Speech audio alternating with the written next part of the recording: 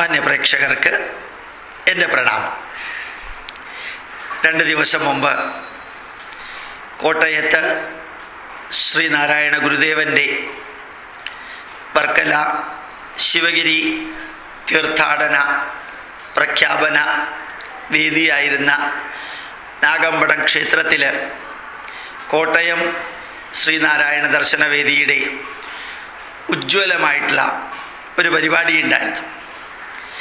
അതിൽ ശ്രീനാരായണ ഗുരുദേവനെ രാഷ്ട്രീയക്കാരും ഇടതുപക്ഷക്കാരും ബുദ്ധിജീവികളും അവരുടെ തന്നെ ചില നേതാക്കന്മാരുമെല്ലാം എങ്ങനെയാണോ വിവരിച്ചത്, ഇപ്പോഴും വിവരിക്കുന്നത്, നമുക്ക് ജാതിയില്ല എന്ന് പറഞ്ഞതിൻ്റെ 100ാം വാർഷികം, ശ്രീനാരായണ ഗുരുദേവൻ സാമൂഹിക പരിഷ്കർത്താവാണ്, ഒരു മതത്തിൻ്റെയും ആളല്ല, ശ്രീകൃഷ്ണൻ ഒരു ജാതി, ശ്രീനാരായണ ഗുരുദേവൻ ഒരു ജാതി ഒരു മതം ഒരു ദൈവം എന്ന് പറഞ്ഞ അവതാരമാണ്.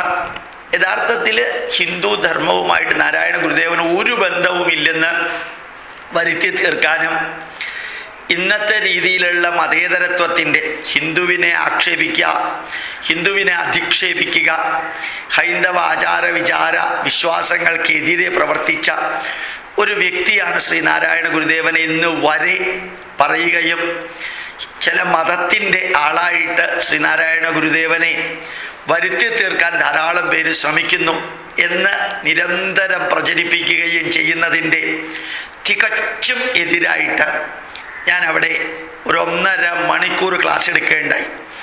ശ്രീനാരായണ ഗുരുദേവൻ ചെയ്ത കാര്യങ്ങൾ ചെങ്ങന്നൂർ മുതൽക്ക് കളിയിക്കാവിള വരെ, നെയ്യാറ്റിങ്കര, ധനുവച്ചപുരം, ഊരമ്പ്, അമ്പൂരി തുടങ്ങിയ സ്ഥലങ്ങളിൽ ഹിന്ദു ധർമ്മത്തിൽ നിന്ന് മതം മാറിപ്പോയവരെ എണ്ണി തിരിച്ചു കൊണ്ടുവന്നതും അവരാരാധിച്ചിരുന്ന ചെറിയ ക്ഷേത്രങ്ങളിൽ ക്രിസ്ത്യാനികൾ കുരിശു വെച്ചപ്പോൾ ആ കുരിശ് മാറ്റി അവിടെ പണ്ടുണ്ടായിരുന്ന വിഗ്രഹത്തെ പുനഃപ്രതിഷ്ഠിപ്പിച്ചതും, അതുപോലെ മതമേതായാലും മനുഷ്യൻ നന്നായാൽ മതി എന്ന് പറഞ്ഞത് 40 ഹിന്ദു ഈഴവ കുടുംബങ്ങൾ മറ്റു മതത്തിലേക്ക് പോകുമ്പോൾ മതം മാറലല്ല പ്രശ്നപരിഹാരം, മറിച്ച് നിങ്ങൾ ഹിന്ദു മതം ഉപേക്ഷിച്ച് പോവുകയാണെങ്കിൽ സനാതനധർമ്മത്തിലേക്ക് പോകാൻ പറഞ്ഞു എന്നുള്ളതും, 61 കൃതികൾ ശ്രീനാരായണ ഗുരുദേവൻ എഴുതിയത് ഹൈന്ദവ ദേവത, ഹൈന്ദവ സങ്കല്പത്തിൻ്റെതാണെന്നും 27 ക്ഷേത്രങ്ങൾ പ്രതിഷ്ഠിച്ചത് ഹൈന്ദവ ദേവതയുടെ പ്രതിഷ്ഠ വൈദിക ദേവതയാണെന്നും, ദുർദേവതാ പ്രതിഷ്ഠകളെ വലിച്ചെറിഞ്ഞ് അവിടെ വൈദിക ദേവതകളെ സ്ഥാപിച്ചു.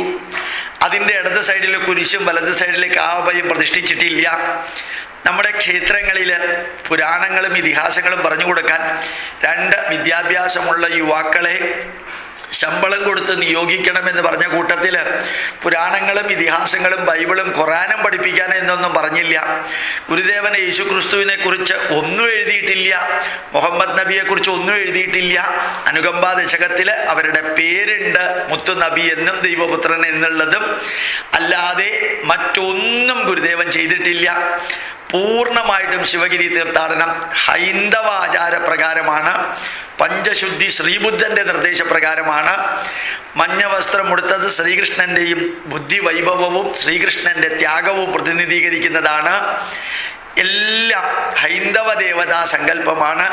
ക്ഷേത്ര നിർമ്മാണത്തിൽ ശ്രീകണ്ഠേശ്വര ക്ഷേത്രത്തിലും സുന്ദരേശ്വര ക്ഷേത്രത്തിലെയും ശ്രീകോവിലിൻ്റെ അളവിൽ സംശയം തോന്നിയപ്പോൾ പഴനിയിൽ ചെന്ന് അളവെടുത്തുകൊണ്ടുവന്ന് പഴനി ക്ഷേത്രത്തിലെ ശ്രീകോവിലിൻ്റെ അളവെടുത്തുകൊണ്ടുവന്ന് നിർമ്മിക്കാനാണ് ഉപദേശിച്ചതെന്നും, കംപ്ലീറ്റ് ആശ്രമം എന്ന കൃതി എഴുതിയതും ധർമ്മം എന്ന കൃതി എഴുതിയതും ശ്രീകൃഷ്ണനെക്കുറിച്ചും ശിവനെക്കുറിച്ചും സുബ്രഹ്മണ്യനെക്കുറിച്ചും തിരുപ്പതീശ്വരനെക്കുറിച്ചും എഴുതിയതിൻ്റെ ഇടയ്ക്ക് ഒന്നും മതേതരത്വം കാണിച്ചിട്ടില്ലെന്നും, പൂർണ്ണമായിട്ടും പ്രതിഷ്ഠ നടത്തിയതും വിവാഹത്തിനുള്ള മന്ത്രങ്ങളും ഗോത്രവും സൂത്രവും പ്രവരവും എല്ലാവരും അറിയണമെന്നും, എല്ലാവർക്കും ക്ഷേത്രത്തിൽ പ്രവേശനം ലഭ്യമാക്കണമെന്നും, ക്ഷേത്രത്തെ ക്ഷേത്രമുണ്ടാക്കിക്കൊള്ളുമെന്ന് പറഞ്ഞതും, ഇങ്ങനെ ഒരു 100ഓളം ഉദാഹരണങ്ങൾ പറഞ്ഞ് ശ്രീനാരായണ ഗുരുദേവൻ ആരാണെന്ന് ശരിക്ക് ഒരു ഹിന്ദുവിൻ്റെ വീക്ഷണത്തിലൂടെ പച്ചയ്ക്ക് വിളിച്ചു പറഞ്ഞതും മാത്രമല്ല, ഈ ശിവഗിരി തീർത്ഥാടനം പ്രഖ്യാപനം 1928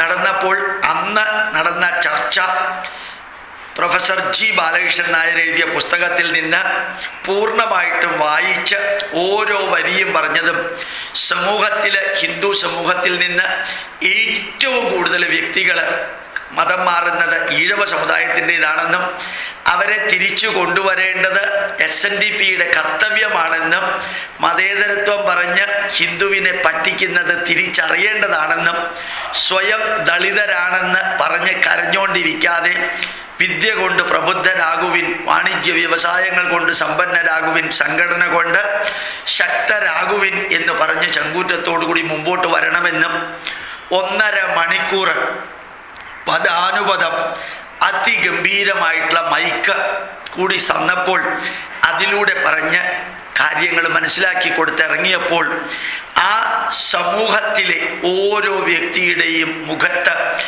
തെളിഞ്ഞു വന്ന ആ ഉജ്ജ്വലമായ പ്രഭ ജീവിതത്തിൽ വിവരണാതീതമെന്നല്ലാതെ മറ്റൊന്നും പറയാനില്ല.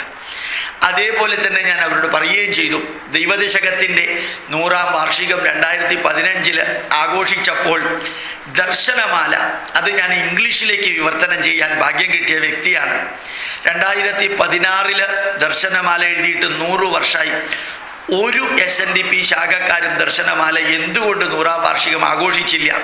ശ്രീനാരായണ ഗുരുദേവന്റെ ഏറ്റവും ഉജ്ജ്വലമായിട്ടുള്ള കൃതികൾ സാധാരണക്കാർക്ക് മനസ്സിലാക്കാൻ വളരെ ബുദ്ധിമുട്ടുള്ളതും വൈദിക ഭാരതീയ ദർശനത്തിൻ്റെ കാച്ചിക്കുറുക്കിയ ഉജ്ജ്വലമായ സത്തടങ്ങിയ ആ ദർശനമാല എന്തുകൊണ്ട് 100ാം വാർഷികം ആഘോഷിക്കപ്പെടാതെ പോയി എന്നും ഞാൻ 10-28 SNDP ശാഖകളിലെ വലിയ പരിപാടിയിൽ പറഞ്ഞതാണ്.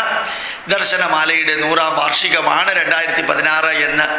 ഒരാളും അത് കേട്ടില്ല എന്ന് ഞാൻ വളരെ വ്യക്തമായിട്ട് പറഞ്ഞു.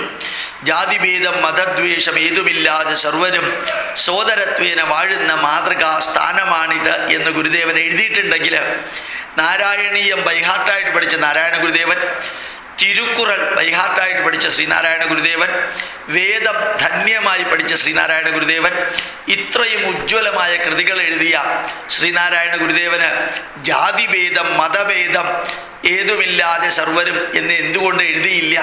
മതഭേദമുണ്ട്, ജാതിഭേദം ഉണ്ടാവാൻ പാടില്ല. ഈ വരികളും വാക്കുകളുമെല്ലാം മനസ്സിലാക്കാതെ ഗുരുദേവൻ പറഞ്ഞ വരികൾ തന്നെത്താനെ ഇങ്ങനെ എന്തൊക്കെയോ രീതിയിൽ മിസ്ഇൻറ്റർപ്രറ്റ് ചെയ്ത് അതാണ് ഗുരുദേവൻ പറഞ്ഞതെന്ന് വരുത്തി തീർക്കാൻ ശ്രമിക്കുന്നവർ ചിന്തിക്കണം. ഒരു ജാതി, ഒരു മതം, ഒരു ദൈവം, ഇതിനെ ഒന്ന് ഇംഗ്ലീഷിലാക്കാൻ നിങ്ങൾക്ക് പറ്റുമോ എന്ന് ഞാൻ ആ വലിയ സദസ്സിനോട് ചോദിച്ചു.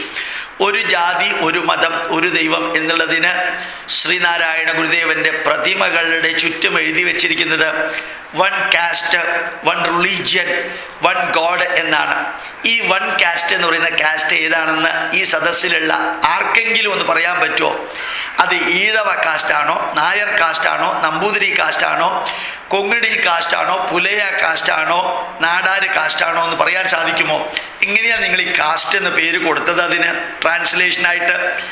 ഇത്രയും ഉജ്ജ്വലമായ ശ്രീനാരായണ ഗുരുദേവൻ പറഞ്ഞ വരികൾ എത്രയോ ബുദ്ധിജീവികളും എത്രയോ വ്യവസായികളും എത്രയോ അധികം വിദ്യാഭ്യാസ സ്ഥാപനങ്ങൾ നടത്തുന്നവരും എന്തുകൊണ്ട് 1 കാസ്റ്റ് എന്ന് പറയുന്നതിന് പകരം 1 സ്പീഷീസ് എന്ന് പറയുന്നില്ല?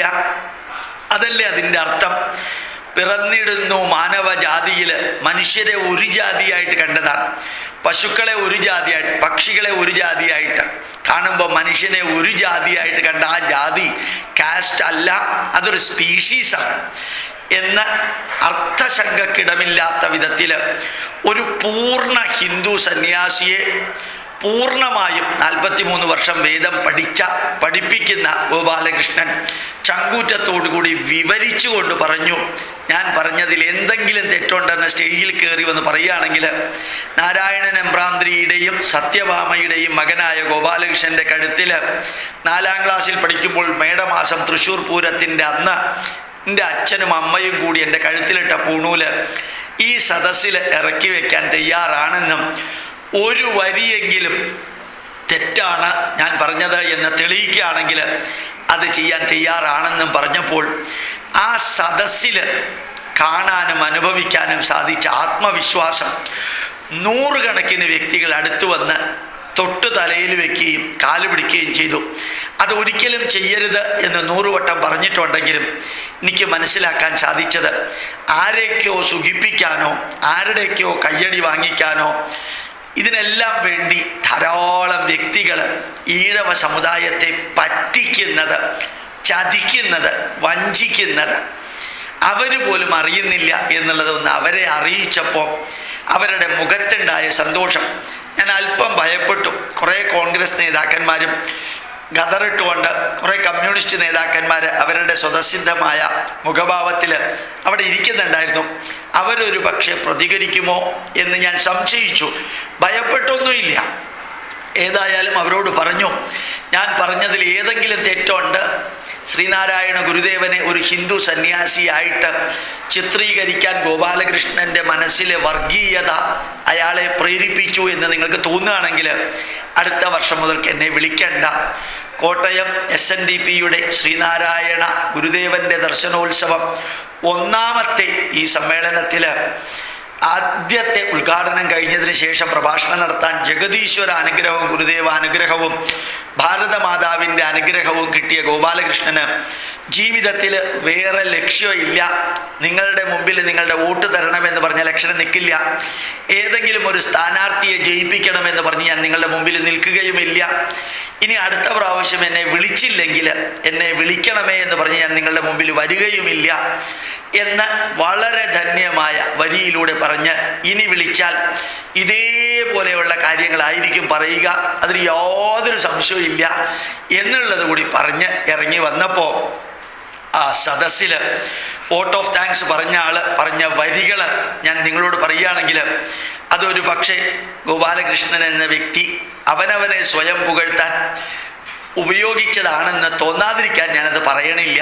പക്ഷെ ഒരു കാര്യം, ഒരു ഫുൾ ദിവസം പൂർണ്ണ ദിനം ഈ ദർശനമാല എന്ന കൃതിയെക്കുറിച്ച് ഗോപാലകൃഷ്ണൻ സാർ ഞങ്ങൾക്ക് ക്ലാസ് എടുക്കണം. 1500 വ്യക്തികൾ ഇവിടെ ഉണ്ടായിരിക്കും. സാർ എടുത്താലേ ശരിയാവുള്ളൂ. ഞങ്ങൾക്ക് അതിനെക്കുറിച്ച് അറിഞ്ഞുകൂടാ. സാറിൻ്റെ ക്ലാസ് സാറിൻ്റെ സൗകര്യമുള്ള ദിവസം പറഞ്ഞോളൂ, ഞങ്ങൾ നടത്താൻ തയ്യാറാണെന്ന് പറയുകയും ഇനി എല്ലാ വർഷവും സാറില്ലാതെ ഇവിടെ ദർശനോത്സവം നടക്കില്ല എന്ന് പ്രഖ്യാപിക്കുകയും എഴുന്നേറ്റ് നിന്ന് സദസ്സിലുള്ളവർ കൈയടിക്കുകയും ചെയ്തപ്പോൾ ഒരു സഫലമായ ആ അനുഭവമായിരുന്നു. ജന്മസാഫല്യം കിട്ടിയ അനുഭവത്തോടു കൂടിയാണ് ഞാൻ അവിടെ നിന്ന് ഇറങ്ങിയത്. ഇത് നിങ്ങളോട് പറയുമ്പോൾ വിചാരാതീതമായിട്ടുള്ള വാക്കുകൾക്ക് വിവരിക്കാൻ സാധിക്കുന്നതിൽ അപ്പുറത്തുള്ള ആത്മസംതൃപ്തി എന്നിൽ നിറയുന്നു എന്ന് കൂടി ഓർമ്മിപ്പിക്കുന്നു. പ്രണാമം, നമസ്കാരം.